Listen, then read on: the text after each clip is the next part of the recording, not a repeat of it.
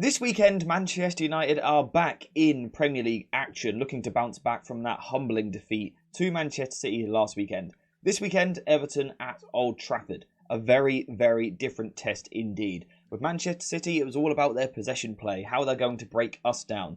This week should pretty much be the flip. Everton averaged just under 39% possession this season. So the challenge for Manchester United and for Erik ten Hag is going to be all about how to build up from the back, how to break them down, and how to score goals. So whilst Everton are a side which average very low possession numbers, that doesn't mean they are a side which completely drop off and park the bus. That is a common misconception with Sean Dyche and also this Everton side. Instead, they are a side which actually looks to press reasonably high at times. So they will look to put pressure on the ball. Let's say a United goal kick, Onana takes it short to Johnny Evans.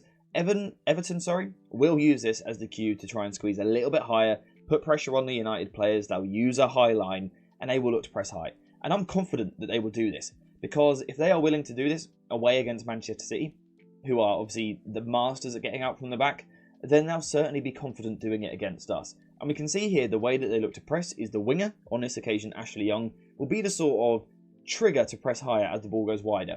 They will look to force the opposition back, so they'll look to force us backwards, but what we can see is that they are very crowded over to one side of the pitch.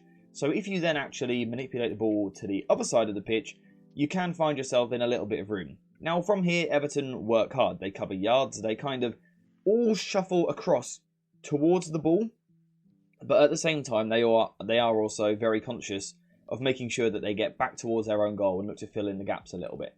So I think Everton in this game will press high. They will know this is a weakness of ours, they will look to put us under pressure, but the key will be to use Onana in goal and his ball playing ability. So let's say we do play out towards the left back, and Everton use this as the trigger. Harrison comes higher, Calvert-Lewin across, Decore, perhaps McNeil as well. Onana might squeeze in with the press also. The key is to perhaps go backwards to Onana to then go forwards. So sometimes in football you do need to play the ball backwards to manipulate the opposition before they're moving the ball forwards or sideways across the pitch. This is how United, in my opinion, can get out from the back in this game. Of course, the double pivot, whether it be Kobbie Mainoo or Casemiro or Scott McTominay, Eriksen, whoever it may be, they will be important to also receive at times, but I do think the best bet for United in the first phase will be to use the wider areas. Because like I've said, Everton will then shuffle across. They do work hard to cover the yards and squeeze the gaps, but naturally as they cover across backwards. So initially McNeil is perhaps a little bit higher here when the ball is on this side of the pitch. As you go back and then switch, he naturally retreats, covers across, but he is moving backwards. These players are now all moving backwards into their sort of block shape. So this is a way in which you can get out from the back against Everton. From here, Everton will still refuse to park the bus initially. They will instead go for more of a mid-block shape, a very compact but also aggressive mid-block, in a 4-4-2 shape. Dominic Calvert-Lewin, most likely part of the front two, alongside Decore, I would imagine, in this game. And then we will see Harrison, Onana, Garner and McNeil in a block. This could also be Ashley Young on the wing, who knows. But the key here is the word block. This isn't an open Everton shape. Yes, they have a high line, and they aren't necessarily putting pressure on the ball at this moment in time, but they are still very, very compact, and it's very, very difficult to move the ball forward through them. We can see in central areas here, they have a lot of numbers, and once again, we do have an example of this, which we can go check out real quick. So, in a situation like this, what we can see is that they are now in their 4-4-2 mid-block shape. They haven't completely dropped off, they're not parking the bus, they're not looking to protect their own penalty area. They are keeping these players high up the pitch. You can see Ashley Young in particular here, ready to sort of make this pounce movement forward should he need to do so. But what you can see for Manchester City on this occasion is the difficulty of trying to move the ball forward through the centre, through the middle of that block. And of course, if we actually look at the United potential lineup, it's not full of players who can break that down. Raphael Varane, not a great progressive centre-back. Johnny Evans, comfortable on the ball, but not an elite progressor. And the same also for Victor Lindelof. So it will be challenging for United.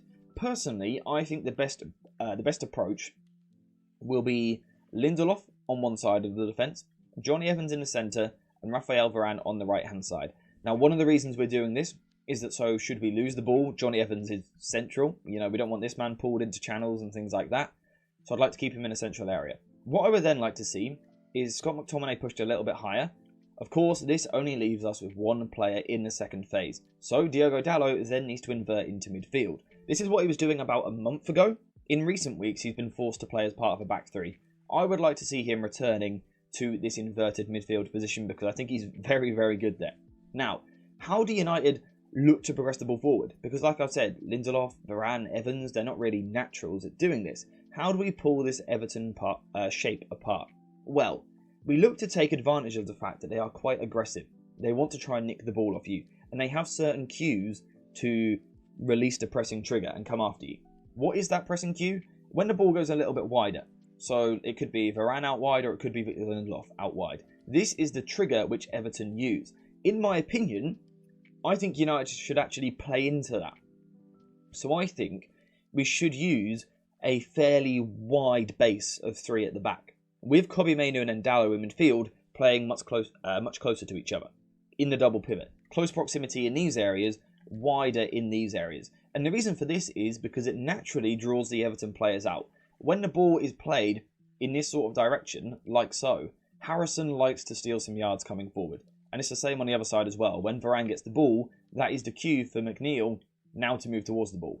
But this is when you can get behind the shadow press of the front two. So what does that mean? So, when the ball is in a more centralised position, Evans has it, Doucouré and Calvert-Lewin can sit kind of between the ball and our double pivot, stopping them from getting the ball. However, if you go wide, past it, what you can now see is that if you move the ball quickly, and that will be important, not being too slow on the ball, not being too, lethargic in possession, it will be important to be sharp on the ball. But this now opens up the ability to get behind the pressing structure of Everton, get behind the mid-block. You can do this if you use quite a wide back three and then two in midfield. Now what this now opens up is first of all the ability to carry through the centre. Diogo Dalot is a good ball carrier, Kobbie Mainoo as well. So it opens up potential to explore the central areas of the pitch, but also out wide. And this is why I have gone for Garnacho and Marcus Rashford on the two wings, because I think they are our best wingers. Of course, Marcus Rashford in recent weeks has been more of a striker, that centre-forward position. In my opinion, these are our two best wingers, and I think the key to getting past Everton is to use the wide spaces. Isolate 1-versus-1 situations, particularly on the left-hand side, Marcus Rashford up against Godfrey. Mykolenko on the left, I actually think is quite a good defender, and I think Garnacho will have a tough day. But Marcus Rashford up against Godfrey, in my opinion, is something which United have to try and utilise. Moving past this Everton block, getting into these areas, 1-versus-1, now take the guy on. Go at him, try and beat him. Of course, sometimes you're going to lose the ball when you do that.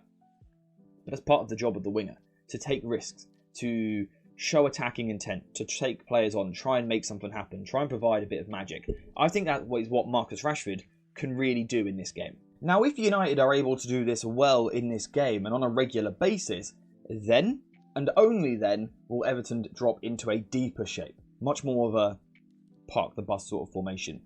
Now, you might think that's okay because we can overload the last line. Marcus Rashford, Bruno Fernandes, Forson, McTominay and Garnacho. That is an overload against the back four, so it's okay. Not the case.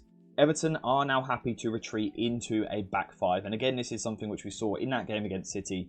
Now dropping into a deeper block, 5 players behind the ball, in essentially a 5-4-1 shape. Now the player making up that back 5 will change. Sometimes it will be Harrison will retreat into a wing-back position, so Godfrey can go into centre-back. That will happen. On another occasion, what we will see is one of the midfielders. Garner does it quite a lot, drops into a back 5, but also Onana has the height to do this as well. And of course it could also happen on the other side. McNeil could retreat all of the way back into wing-back. So exactly how Everton will do it is a little bit unpredictable, because it will change depending on the situation. But whilst this will be a problem, it does present an opportunity for United to actually control the ball for once. Actually look to suffocate the opposition, have a lot of territory, high field tilt percentage and things like that. Because with Everton dropping so many players back, it simply makes it very, very difficult for them to then get out and transition. Because let's say we are sustaining possession like this, we're in this shape using a slow methodical approach and then looking to be a bit quicker out wide. Should we do this, and let's say Everton win the ball and quickly look to transition, what they will often do is go quite direct to Calvert-Lewin, and to be honest, at the moment, he's playing pretty awfully. I might have jinxed us out there, But recently, he's been pretty terrible up front. He's not really making anything stick. He's taking about 5 touches to control the ball, which does open up the potential for someone like Johnny Evans to nick in and tackle him. Of course, Calvert-Lewin is always a threat, because he's big, he's strong, he's powerful, pretty quick as well, and he can hit a ball. So, he will be a threat in this game.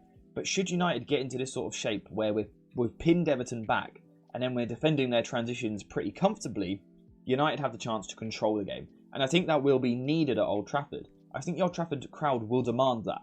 After last week was such a park the bus approach, really, there is going to be the emphasis at Old Trafford for a reaction and an attacking reaction. And I do think Ten Hag will react to that. I think he will be proactive in this game and look to play on the front foot. The question is, how do you actually break Everton down? Well, firstly, I still think you can use those wide isolations. I think Marcus Rashford will be a big threat in this game. And I think if he plays well, hopefully recovering from the knock after last weekend, if he plays well, that will go a long way to United potentially winning this game. Another key player is Bruno Fernandes and his creative output in the final third. Recent weeks, I don't think he's been quite as good with his final pass and his pass selection in and around the penalty area. We need to see a change to that. But of course, also, a big threat in this game is Scott McTominay. Scott McTominay. Now, you will notice I've dropped Casemiro for this game, and the reason was to get more athletic profiles in the side. And of course, Scott McTominay ticks that box. But also, he's just a massive box threat. Everton struggled to deal with this against Thomas Souček, against West Ham last weekend. That is what I would be looking to use. So again, it's probably largely going to come from out wide for United. I don't think that's ideal. I think normally you would like to progress the ball gradually through the middle of the pitch. I think in this game, United's wide players are going to be very important. Stretching that Everton backline, stretching the shape, but also isolating fullbacks or wingbacks, looking to take them on in 1-versus-1 situations, create something in the final third, put a ball into the box, particularly with sort of decoy movement for someone like Forson, who isn't a natural striker, opening up room for McTominay to attack the box, but also Bruno Fernandes as well, to be this underlapping runner. I think that is probably the best approach for United to win this game. But let me know what you think in the comments down below. Do you think United will win this game? Do you think this is the best approach? What's your score prediction? All of that stuff, get in the comments down below and let me know what you're thinking. But apart from that, we are finished for today. So thank you guys for watching. I hope you have enjoyed it. And as always, I'll see you in the next one.